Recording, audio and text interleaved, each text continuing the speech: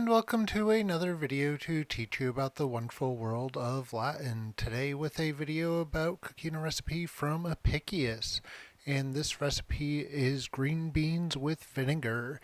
It says to boil the green beans, then serve it with ground mustard, honey, pine kernels, rue, cumin, and vinegar. So the first thing for our recipe is to boil our green beans. So we will put this into a pot of boiling water and let them go. While that's happening, we're going to make a little sauce for it with the spices and liquids. So the first one is ground mustard. So let's get a little bit of that in there, and then some honey. So we will put some honey. Again, there's no quantities on this, so we're kind of just making it up. Then the pine kernels, which I'm going to use sunflower kernels instead because that's what I have. Then the next item is rue. Rue is an older ingredient for Mediterranean dishes, as in like ancient. It's not used as much. If you use it in large quantities, it can be a little toxic.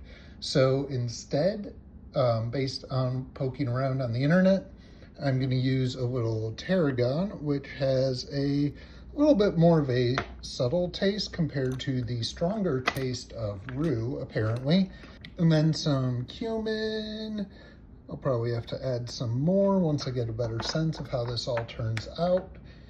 And then vinegar. It doesn't say what kind of vinegar to use, so I'm going to pour in a mixture of white wine vinegar and a little bit of apple cider vinegar to get a few tastes in there.